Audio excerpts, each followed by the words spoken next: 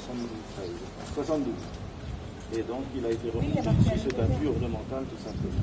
Et vous remarquez par exemple cette maison qui est l'hôtel Schwendi, aussi une annexe de l'hôtel Schwendi. Donc vous avez, si vous voulez, à hauteur d'homme, vous avez les soupiraux qui représentent, qui sont passés la part, hein, tout simplement. Et la maison rouge qui est là-bas date de 1728 et la maison du fonctionnaire. On l'a vu tout à l'heure en passant, il y a une très belle poutre cornière qui date de 1722. Et qui est ce qui homme, les bras et les jambes. Un homme de c'est le mâne. Et puis donc les croix de Saint-André qui sont là, et qui sont aussi des croix comme ça. Comme un breton. Alors il travaillait avec deux pièces, deux objets, un fil et deux baguettes. Il mettait au milieu de la route et tout a été fait à l'œil. À l'œil. C'est rien d'autre. Et vous remarquez, à l'œil. Oui, à l'œil. Et j'en dessine. Alors vous voyez un petit peu les dessins, il s'amusait. Et un soir, je passais tout près ici. Et je lui dis, mais par curiosité intellectuelle, je lui dis, mais vous pavez combien de mètres carrés par jour? Il se retourne, il me regarde et il dit, est-ce que je regarde à votre porte-monnaie ce que vous avez gagné à la fin de la journée? Il dit, excusez-moi, monsieur. On a fait. Voilà, il y en a à peu près 170 000.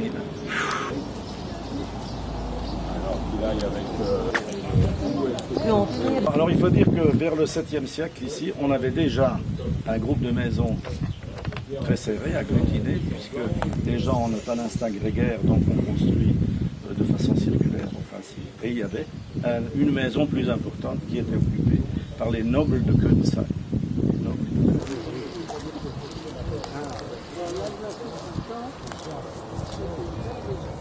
En Alsace, c'est le Schlossberg qui va depuis le château de Kaisersberg, que vous appartenez là-bas, vous voyez, et qui va à peu près jusqu'à la route, ici à la place. Donc tout ça, c'est récolter la machine, mais on ne récolte pas la machine.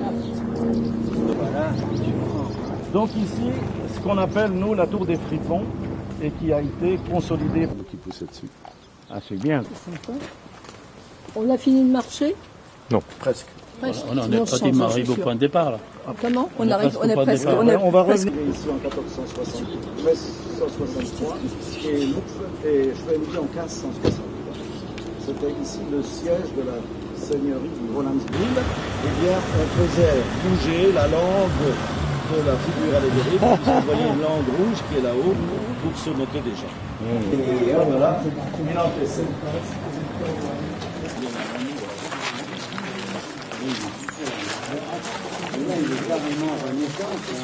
Et sa femme a vendu le château à la confrérie. Non, il a été vendu 2 fois. La première fois à un certain monsieur Töpfer, qui était un Allemand, qui voulait en faire en pierre. Alors là, je sais pas, je me souviens plus de son nom. Celui d'Ange.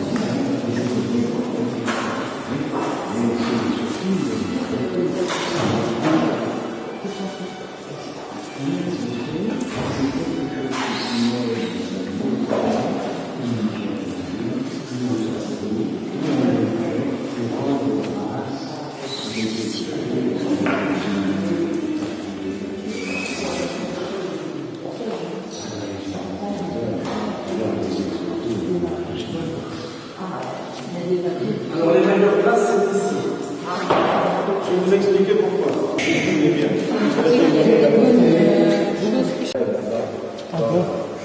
Dans la tribune, les ordres de Silbermann qui viennent en bon de Christ, elles sont appelées les 2 anges, l'un pour un an, son soir à votre amitié.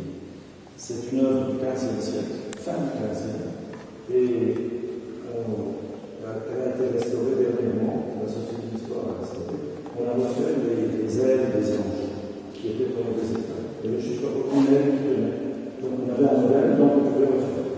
Mais la main d'un ange a disparu. On n'a pas refait parce qu'on ne sait pas ce que tenait la main. On pense que c'était le Poupillon qui devait plonger dans les mains. Les pieds du Christ n'ont pas été refaits non plus parce qu'on ne connaît pas la position.